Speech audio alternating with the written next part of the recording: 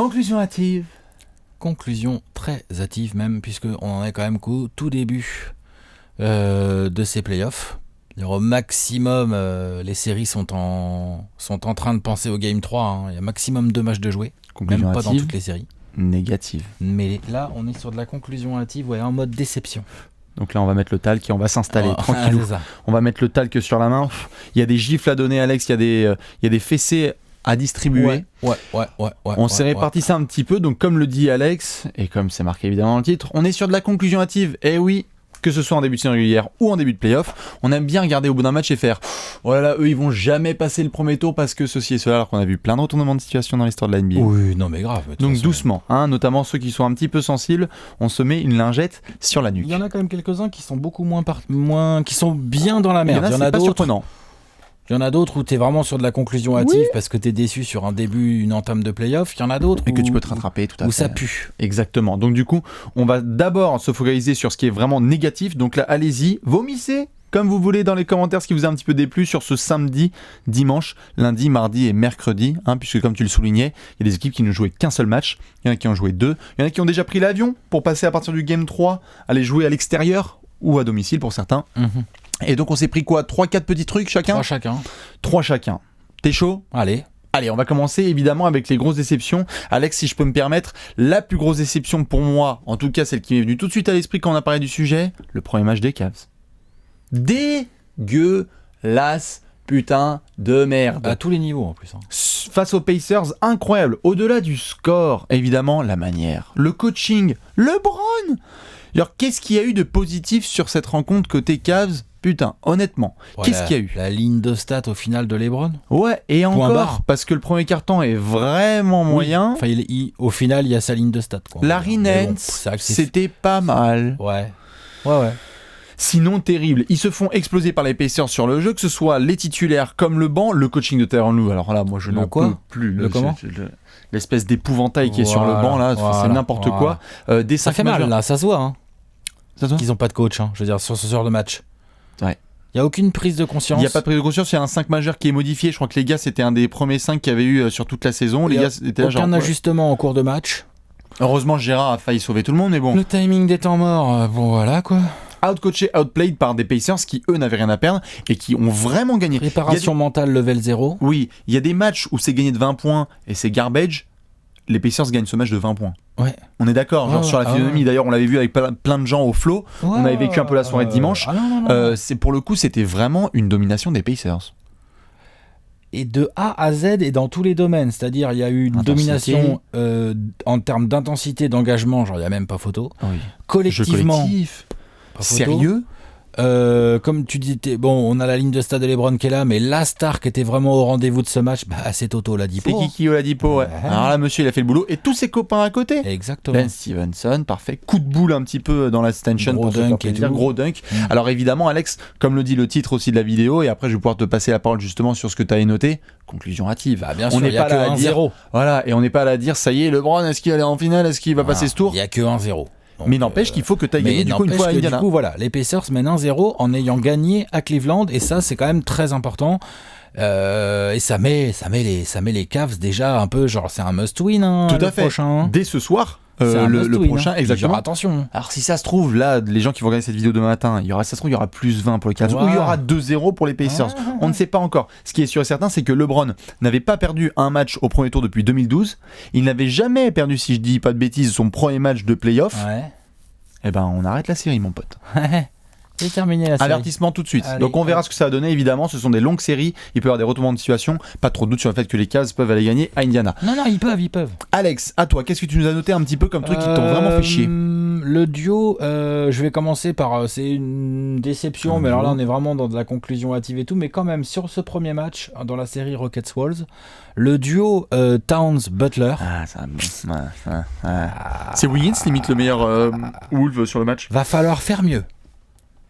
Towns ne peut pas se faire outplay de cette manière par Clint Capella. Pas possible. Ça, c'est pas possible. Pas avec aussi peu de shoot, pas aussi peu de... Tout à fait. Alors, effectivement, ils ont perdu de justesse et face à un Harden absolument monstrueux, qui a lui pallié pour tous les manques de ses coéquipiers autour, parce que les Chris Paul et tout, ça a bien de choc.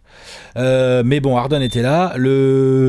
L'intensité, Capella a été bon, hein, très bon, même Capella 25-12 ou un truc comme ça. Un double-double proprissime. Capella 25-12 sur la bouche de Karl Anthony Towns, c'était là, tu fais. Ouais. À la limite, si Karl Anthony Towns me fait un 25-12 de l'autre côté, je fais bon, ok, ça sera. Mais là, non. Non. Là, il s'est fait vraiment manger. Et ensuite, on a Jimmy Butler, production offensive, si t'en prends. Vraiment pas terrible. Ouais. Et en plus, tu te prends 44 pions dans la bouche de la part d'Harden. Donc là, Butler, sur Harden, mais bon, si t'en prends 40, mais en 20 de l'autre côté, on est d'accord. Voilà, mais en plus de l'autre côté, profite de quand même la soi-disant mauvaise défense de James Harden, profites-en, tu vois, à un moment donné. Bon, il a eu beaucoup eu Ariza sur lui, hein, attention. Mais non, Butler et Towns, déception, ils doivent absolument faire plus. Sinon, voilà. Après, sinon ça va tourner court. Tout à fait. En fait, quelque part, j'ai envie de te poser la question, est-ce que ce n'était pas, on regardera cette série en long et en large, est-ce que c'était pas la meilleure opportunité pour les Wolves de prendre un match ? Disons que Chris Paul, je veux bien, et je sais, Chris Paul, il choke ça, il jouera rarement moins bien quand même que ça. Ça va être compliqué. Attention. Hein. Ouais. Et si Chris Paul joue un poil mieux, c'est un plus 15. Hein.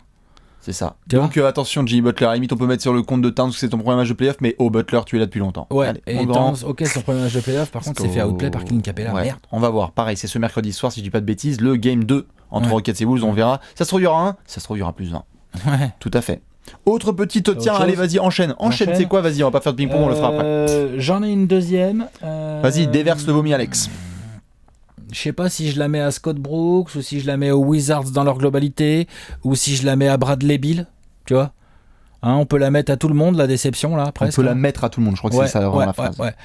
Là, alors, bon, les Wizards, donc ça perd 2 fois au Air Canada Centre. Oui, très bien. Toronto favori, tout ça, Toronto joue bien et tout. Moi, c'est plus la manière, en fait. Genre, sur le deuxième match, là, donc t'as perdu le premier, et le deuxième match, t'encaisses 130 points. T'en prends 44 dans le premier quart, ouais. Putain, les l'approche est sale. Oh là là. Ensuite, pour parler de Bradley Beal, à ton premier match, t'as eu un peu de mal et tout. Au deuxième match, t'es dégueulasse. Tu te fais défoncer par DeMar DeRozan. Ça arrive. TTFL. Mais attaque de l'autre côté. TTFL. Ouais, TTFL, voilà, exactement. Hein, mauvais souvenir, très mauvais souvenir. 8 points, je crois, de TTFL. On s'est bien réveillé, nous. Hein. Il est à 3/11 au shoot et tout, c'est dégueulasse. Et après, pour couronner le tout, il y a les rotations de Monsieur Scott Brooks. Alors là, c'est de Donc là, allons-y. Ty Lawson, il joue 48 minutes bientôt. Et bientôt, Ty Lawson va jouer 48 minutes. Attends, une demi-heure de temps de jeu de Ty Lawson en playoff. Déjà que la phrase est pendant ce temps-là, il y a Satoransky qui nettoie le banc. C'est n'importe quoi. Hein. Ça, c'est vraiment chum. Alors après, tu as un run des Wizards, ok, pour essayer de recoller au score, mais juste les Wizards, ça ne va pas. Et en fait, tu mentionnais en off, et il y en a certains qui se posent la question. Vraiment, j'émets de très gros doutes sur la qualité de cette ambiance de vestiaire, de ce groupe et tout. Je sais qu'il y a que 2-0, mais alors là, pour le coup, dans les previews, on était quand même pas mal à voir les Raptors passer. Oui. Là, c'est pas ce début de série qui va nous faire changer d'avis, hein, ça c'est clair. Les Wizards, ils peuvent vraiment, ça peut mal finir pour eux et très vite. Putain, ouais. Et moi, je dis que derrière, je serais même pas surpris qu'on apprenne que le groupe vit mal et puis qu'on... Ça peut exploser. Ça peut exploser. Attention, on est dans la conclusion bien hâtive. Très hâtive. Retour à DC, peut se passer des choses. Tout à fait. Mais après, regardez, il y a une très belle activité là à voir en ce moment, c'est regarder les temps morts. Ce qui se passe pendant les temps morts sur le banc des Wizards. Tout le monde. Alors là, il y en a qui regardent à midi, il y en a qui regardent à 3h. Ça n'écoute pas le coach. Ça n'écoute la tête dans les bras. Ça n'écoute pas le coach. Quand t'as tes walls qui se prennent la tête. Ça se tape pas dans la main. Ça se parle pas beaucoup. Ça. Je la sens pas l'affaire. C'est sûr, il faut que tu prennes les deux à domicile Washington, sinon si t'en perds un et que après tu te fais blown the fuck out à Toronto quand ils retournent pour le Game 5, attention en effet comme le dit Alex, l'été peut être très piquant à côté de chez Donald Trump. C'est clair. Les Wizards, déception. Non pas qu'on annonçait qu'ils allaient rouler en effet sur la série. Non mais décevant sur la manière. Putain, sur la manière, Les mecs, vous sortez déjà d'une régulière vraiment pas si belle que ça. T'as fini que 8ème de l'Est avec l'effectif que t'as, c'est juste pas normal. Ouais. Et là, Scott Brooks, tu te pointes en playoff et tu continues avec tes rotations complètement binaires. Il y a une équipe A, une équipe B, je déteste ça. Clairement. En fait, la déception, en fait, je crois qu'elle vient aussi du fait que tu me diras, sur nos pronostics, on avait dit une série en 6-7, évidemment, conclusion hâtive, mais t'as l'impression au bout de 2 matchs que ça peut être réglé rapido cette affaire. Alors qu'on voulait une série un peu longue, ça peut être réglé assez rapidement. En tout cas, il est clair que si les Wizards ne présentent pas plus de résistance collectivement Oh putain. face à ces Raptors qui, eux, sont bien organisés, eux, sont sûrs de leur force, eux, ils ont le coach, il est ce qu'il est, Dwayne Casey, mais lui, quand il fait rentrer son banc, il y a des rotations un peu intelligentes, il y a des mélanges et tout, ça s'adapte assez bien à l'extérieur. On a vu le premier match, on a vu quand même un Serge Ibaka qui a fait très mal aux Wizards. Ouais. Le deuxième match, c'était un peu le DeMar DeRozan show. Enfin, tu vois, genre, et ça, c'est bien, l'équipe sait s'adapter à ça, on fournit le mec qui a la main chaude, enfin bref, on fournit en fonction de la défense aussi. Peut-être qu'on parlera de Toronto dans une autre vidéo. Les Raptors, ça réfléchit. Voilà, c'est ça. Donc les Wizards par contre... Ça ne réfléchit pas, je pense qu'on peut le dire tout à fait, ou alors ça réfléchit au plat de ce soir. Un peu compliqué. J'ai envie d'enchaîner, Alex, à l'ouest. Vas-y. Un petit peu, parce qu'il y a des copains, tout bracket confondu. Hein. Félicitations, les gens qui ont mis 2-0 pour les Pélicans. Mais Damian Lillard, qu'est-ce qui se passe ? Attention, Damian Lillard, parce que, ok, juste tout le dossier en fait. Que tu puisses être bien défendu par la défense des Pélicans qui est super. Drew Holiday, Rajon Rondo, etc., nickel. Je suis d'accord. Ton game 1, il peut être fort, ok. Le game 2, putain. Réveille-toi, gros. Dame time, genre il y a plus important, on a 3 minutes de la fin, normalement t'es à domicile, tu finis ça, tu te fais outplay par Drew Holiday et tu te fais vraiment des deux côtés du terrain. C'est-à-dire que Drew Holiday est en train de faire, on va en parler par la suite, hein, une super série, super début de playoff, mais alors Lillard, putain, on parlait d'un mec là sur la saison régulière qui était top 5, 6, 7 du voting MVP, meilleur joueur d'une des 3 franchises les mieux classées de l'Ouest. Et j'ajouterais bien un petit Terry Stotts dans l'affaire. Hein. Alors oui, après c'est les Blazers, tu peux le dire, dans l'approche, etc. Mais le patron que t'attends, qui a fait une plus régulière, c'est Lillard. Et il n'y a pas, moi ce qui m'a fait chier en fait avec Portland, c'est que c'est pas comme s'ils avaient terminé leur régulière en autre boudin, etc. Ils ont eu quelques défaites, mais ils viennent de taper le Jazz à domicile, au buzzer et tout, le dernier match de régulière, donc tu te dis, il n'y a pas de crainte ou quoi que ce soit. Encore une fois, saison longue. Les Pels ont été bons en déplacement et on va voir s'ils vont pouvoir terminer à domicile le taf. La série, ça se gagne pas comme ça. Mais 2-0. Mais 2-0. Après 2 matchs à Portland, il n'y a aucune autorité de Lillard, je trouve. Aucune autorité. Et là, c'est vraiment le joueur qui, de toutes les... Je te mets on the spot ? Je vous mets on the spot aussi. Je vois pas de meilleur joueur de playoff pour le moment qui se fait vraiment outplay, quoi. Genre, sur sa match-up à lui, il se fait... Tu regardes là, quelqu'un qui ne connaît rien au basket, qui regarde Portland-New Orleans, les 2 premiers matchs... Drew Holiday est un candidat MVP et Damian Lillard tu peux pas imaginer un instant que Lillard vient de faire la saison, fait la saison qu'il vient de faire. Ouais. Donc Damian, s'il te plaît. Oh, là il y a un gros challenge, un beau challenge. Attention, Portland, ils peuvent se réveiller et faire du bon taf. Mais vu le plan de jeu un petit peu de New Orleans et ce qu'ils sont en train de faire à Lillard, c'est un cauchemar. C'est-à-dire que là, et je trouve que Terry Stotts répond mal après d'un point de vue rotation collective. Je trouve que Pat Connaughton. Je trouve que dans ce cas-là, vas-y, utilise Shabazz Napier. Hein. Ouais. Utilise-le. Hein. Potentiellement. Il est un peu chiant pour les Pélicans, Shabazz Napier. Il peut apporter de la vitesse, de la création. Tout à fait. Et toute la saison dernière, on s'était foutu de la gueule de la défense de Portland. On a dit cette saison, ça va mieux les ratings. J'ai l'impression d'être en 2016. Ouais. Sur les 2 premiers matchs, il y a des erreurs défensives qui sont assez violentes. Ok, ils sont chauds bouillants. Premier match, ça allait. Hein. Voilà, oui, mais dans tous les cas, là, tu vois, le deuxième... Je suis pas en tout cas satisfait. Ok, il y a des shoots alléluia qui sont rentrés. Rajon Rondo à 3 points, Mirotic alléluia, etc. Il y a des gars, je ne mets pas dans la même catégorie évidemment de shooters, mais il y a des shoots un petit peu alléluia. Et peut-être que Drew Holiday va pas faire une série à 30 points de moyenne. Ok, mais putain, Lillard, là non, là je peux pas. Non, si on envoie des steaks sur certains joueurs, il faut que Lillard prenne taquet. Soyons faire. Et donc je trouve que Damian Lillard va être très attendu sur les prochains matchs de la série parce que si tu perds contre les Pélicans au premier tour, mon pote, tu parlais de groupe qui peut exploser. Ouais, ça peut, si tu perds contre les Pélicans. Un peu sèchement en plus, parce que t'as déjà pris 2-0 chez toi, attention. Hein. Si tu perds et que derrière il y a des histoires de Terry Stotts, Youssouf Nourkic, le contrat, on fait comment ? Evan Turner, j'aimerais bien aller voir ailleurs. Bref, très attention là aux 5 prochains jours des Blazers qui peuvent être déterminants, pas que sur la série, mais c'est clair que Lillard a un rôle important à jouer là-dedans. Ah ouais, putain, il est où le trompa là ? Oh, Dame time. Pour le moment, il est censé montrer le poignet avec l'horloge, il n'y a plus de pile. C'est pas normal. Allez, une autre petite déception, Alex ? Oui, j'ai un autre taquet à mettre à un joueur. Un joueur, bien précisément. Alors lui, c'est pas le patron de son équipe, c'est Eric Bledsoe. Alors là, couvrez-vous. Eric Bledsoe, genre... Haricot. L'autre, il a été dégueu sur les 2 premiers matchs là contre les Celtics, d'accord ? La teon, il se fait vraiment manger par un gars qui s'appelle Terry Rozier. Bah ouais, moi, Eric, respecte, hein, nous, Eric, on sait qui c'est, Terry Rozier. I don't know who the fuck that is. Genre l'autre, il dit, je sais pas qui c'est. Moi, j'ai envie de lui dire... Mais Fais ton taf. Espèce de gros débile, renseigne-toi. Mais renseigne-toi, il est en train de te mettre la Il est en train totale. de te mettre la race. Step back and kiss my ass. Alors, non, mais il y a ça, ok, ça, il y a. Non, mais ça. Ah, mais, le step back. Oui, mais c'est surtout un match à plus de 20 points de Terry Rozier. Bien sûr, et il y a Tu un vois très bon game 2 aussi. Et il y a un très bon game 2. J'ai envie de dire, Eric Bledsoe, au lieu de faire ton kéké et de trucs, si Eric Bledsoe fait une prestation un minimum plus correcte que ça, les Bucks peuvent gagner. Parce qu'à côté, t'as un bon gros Giannis, t'as un bon Middleton bien propre bien et tout, sûr. qui se bat, qui fait le taf. Et qu'est-ce que c'est que ça? Vous avez- C'est Eric Bledsoe qui se fait outplay par Terry Rozier. Il serait en train de se faire outplay par Kyrie Irving. On serait là, on dirait ouais, ok, machin. Mais en fait, je sais même pas si Kyrie Irving le défoncerait plus que Terry Rozier n'est en train de le défoncer. Tu vois, genre tellement il est nul, quoi. Et Il quand est nul à chier. Tout à fait. Et quand tu dis ça, c'est no disrespect envers Terry Rozier qui Non, fait une pas super du tout. saison. Hein, Terry soyons Rozier, d'accord. bon joueur, c'est là que je reproche à Bledsoe, genre il sait pas qui c'est. Mais gars, Comment tu peux dire ça? mais va faire du curling si tu sais pas qui c'est Terry Rozier Non, c'est et ça. que tu dois le jouer en play-off.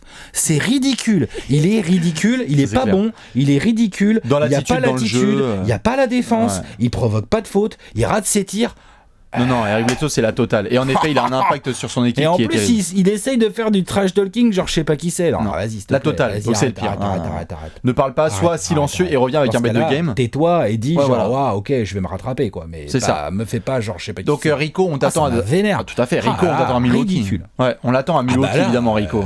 Est-ce qu'ils sont menés 2-0 C'est ça. par des Celtics qui vont pas venir à Milwaukee en victime, attention. Hein, donc, C'est clair et net. franchement, Non, Je- Eric. Et en plus, ce qui est chelou, c'est que tu te dis, bon, autant offensivement, ok, Eric Bledsoe, il peut parfois être un petit peu échappé, tomber un petit peu dans le trou, mais défensivement, et même, vas-y, genre le mini LeBron, Eh, lol. drive-moi un peu plus tout ça. I don't wanna be here, hein, va c'est le cas de le chercher dire. des fautes, je sais pas. Enfin, mets plus d'intensité. Enfin, les Bucks qui se font défoncer par Boston là, sur le deuxième match, alors que Giannis est genre en 39-9.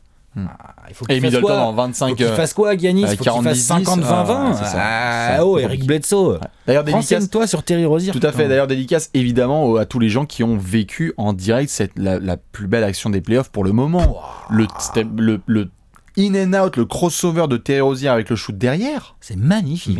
Mais déjà, les gens qui étaient avec nous en live, Ouais.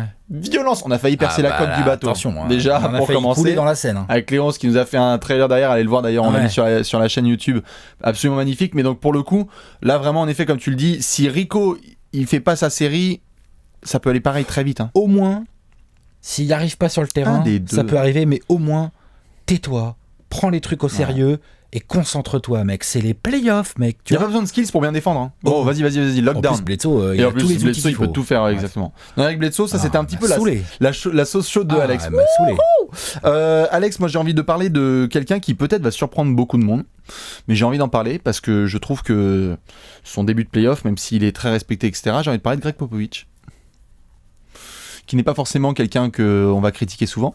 Hein, je vois que tu te marres un petit peu. Je me marre. Alors, évidemment, non, il n'y a pas de déception en soi sur le résultat. Tu joues les Warriors, on avait T'es tous pas sur notre favori, prédit, t'es pas favori, tu y te a prends pas des pilules, etc. Kawhi, Voilà. il y a plein de circonstances. Moi, je dis juste 2-3 choses, Pop. À chaque fois, on se prosterne parce que il tient des bons propos, parce que Pop Care 2020, etc., parce que sujets sociaux, parce que etc. L'homme, etc., il n'y a pas de problème. Il s'est passé quoi défensivement sur le Game 1 au niveau des couvertures à nous mettre des Brian Forbes et des je ne sais qui sur Kevin Durant à dire, ouais, bien sûr, il y a eu des problèmes de couverture, etc., défensive. Ah, mais Alors bon, déjà, la couverture défensive de Popovich, tu sais quoi? On aurait vu Scott Brooks faire ça, on aurait fait Scott Brooks, quel clown. Grosse merde. ouais. Grosse merde. Donc je suis désolé, même traitement Non, je par suis rapport à d'accord, chaque je suis coach. d'accord, je suis d'accord, Popovich, je le suis Game d'accord. 1, il a été à moitié préparé, à moitié fait. Je dis ça vraiment parce que certes, il y a moins de talent, mais on s'est tapé, nous, le Game 1, On et a on a vu Javal McGee intronisé, plein de trucs, on a fait genre, Et- ok, Kerr a totalement outcoach Popovich. Et attends, cette saison, on a déjà vu les Spurs, avec le même effectif, du coup, toujours sans Kawhi, faire tellement mieux en Et faire termes de tellement mieux. contenu. Et après- Genre, on a vu les Rockets ensemble en soirée, c'était un Rockets Spurs. en et Rocket Spurs, que les où ça, Spurs gagnent bien de sûr, où 15 ça ou de outplay, je sais voilà, plus combien. etc. Donc encore une fois, pareil, on est sur que de la conclusion hâtive. Donc si ça Bien se trouve, sûr. il va avoir un pop game où il va sortir un mec du trou, etc. Et les Spurs vont gagner un. Mais en fait, moi, ce qui me vénère, c'est que il y a eu des temps de jeu assez chelous avec des histoires de fautes aussi. Mais pour des fois, on sait pas s'il faut qu'il y ait Dejounte, Tony Parker ou Patty Mills. Et surtout, J'aime bien les conférences de presse de Popovic où il se tape des barres, etc. Il est lol avec les journalistes, etc. Tu viens de te prendre 20 wimps par les Warriors en étant pérave défensivement, d'où tu fais le clown. Je m'en bats les couilles que t'aies 70 ans et tout ça. C'est sa façon d'essayer d'évacuer de la pression. Non mais je comprends Alex qu'il veuille évacuer. Tu vois, d'éviter les sujets qui fâchent. Non mais bien sûr, c'est juste que... Et derrière les Spurs se sont ramenés sérieux au Game 2. Je dis juste que pour le moment, Pop là, il fait pas sa série. Moi j'attends juste en tant que fan des Spurs, j'espère bien que là sur le game 3 et 4, quand ils vont rentrer à la maison, il puisse y avoir un minimum de sérieux. J'ai vu beaucoup d'erreurs et qui sont peut-être liées aux joueurs mais qui sont aussi liées à du coaching. Je suis désolé. Et franchement, on a tendance à se prosterner, etc. Mais non, il y a des gars qui font pas leur série. Lamarcus Aldridge, il a fait un mauvais game 1 sur le game 2, les Spurs y craquent en deuxième mi-temps alors que c'est bien, mais t'as l'impression que... Enfin, je sais pas. Moi, j'étais assez perturbé au milieu de tout ça de punchline sur Kawhi, etc. Je dis pas que c'est facile et tout comme contexte pour lui. C'est une saison dure et tout pour Pop, mais sur le début de playoff, je suis désolé. Non, on a tendance à se toucher sur lui. Non, merci. Pop, ce serait bien un petit peu de reprendre la série en main et de faire un vrai taf là. Un lockdown un peu défensif, quelque chose de vrai. Voilà. Un petit peu la gueulante sur les Spurs. Allez, vas-y. Ça remet d'actualité la fameuse question, hein, Pop et les Spurs sont-ils trop vieux ? Ouais, exactement. Parce que Pop, c'est la dernière. N'empêche que si tu te fais sweeper, on va se poser des grosses questions cet été. Pour conclure, hein, je crois qu'on a une petite mention un peu spéciale. Juste pour conclure, là, on a donné un peu nos trois déceptions chacun. Oui, après, il y a d'autres petites mentions, mais on en a une vraiment, une bonne petite mention spéciale. Hein, la mention spéciale Hassan Whiteside. Bien joué, Hassan. Eh ben, dis donc. En pote, gardé par Hassan Ilyasova et Dario Saric. Body language. Ivica Zubac, le mec. Body language. Ivica Zubac joue mieux que ça. Hein. Body language catastrophique. C'est vrai. Mentalité dégueu. Mentalité dégueu. Alors oui et non. Juste, je dis juste non, sur le terrain, oui, avec des fautes stupides. J'ai apprécié quand même que à la fin du game 1, quand il est interviewé et qu'il aurait pu, je dis pas, on l'a vu péter des plombs, il a dit je fais confiance au coach, c'est lui qui fait les rotations. Il avait pété des plombs avant, il a dû se faire remonter les bretelles, tu vois. Non mais je veux dire, il aurait pu, tu vois, et sur voilà. le terrain. Non, sur le terrain, par contre, il se comporte comme un feignant, il réfléchit à rien. Et il a pris des fautes dégueulasses. Il a pris des fautes minables, il se fait bouffer au rebond par Ersan Ilyasova, mais... Dans l'intensité en plus. Hein, violence inouïe. Ouais, ça arrive aussi. C'est terrible pour lui. Limite, Hassan Whiteside est un handicap pour le hit sur ce début de série. Ah bah le run est fait avec Olynyk. Hein. Le game 2, s'il est gagné, c'est évidemment avec du Wade, mais c'est du Olynyk en bas. Hein. Du Olynyk, du James Johnson, etc. Genre Hassan Whiteside, il a 12 et 15 minutes. Et les plus-minus du hit sont violents. Alors après, il va y avoir le retour d'Embiid. C'est ça. Donc on va voir.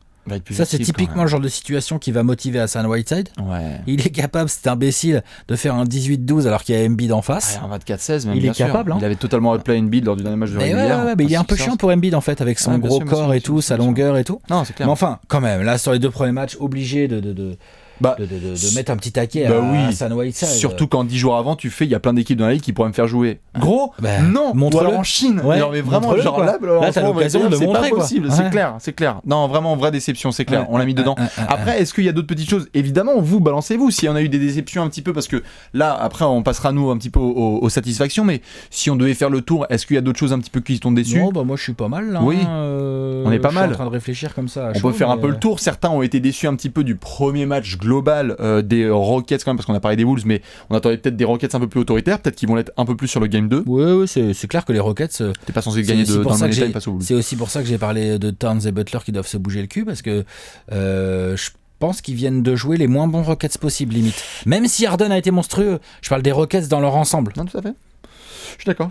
Putain, non, c'est sûr. C'est pas bon signe, hein, tu vois. Donc évidemment, on le répète, nous sommes sur de la conclusion hâtive. Oui, très hâtive. Donc ça se trouve, cette vidéo va dire n'importe quoi dans 48 heures. Quelques heures. Ou dans 3 jours, parce qu'il y aura déjà 3-1 pour les Cavs. Hein. Juste un tout petit message, évidemment, à vous balancer pour ceux qui sont en train de nous regarder. Nous sommes le mercredi. Ce soir, à 21h, il y a l'ouverture de la billetterie, notamment pour les gens qui sont en région parisienne et qui veulent se faire ce dimanche 22 avril. Une petite soirée bien sympathique. Soirée NBA Trash Talk, ce sera le Game 4 entre Spurs et Warriors. Est-ce que ce sera pour le sweep ? Est-ce que ce sera pour la résistance ? Ou la remontada, Alex ? On verra. Avec une grosse série de pop. Allez, regarde. J'ai déjà mis mon pronostic en preview. Dans tous les cas, ceux qui veulent, la billetterie est ouverte à 21h. On vous attendra nombreux parce qu'on sait que ça a été full et que c'était le sbul. Voilà. N'est-ce pas ? Exactement. Alex, on a du positif à faire ? Allez, on fait ça. On se retrouve tout de suite pour les conclusions positives. À tout de suite. Ciao.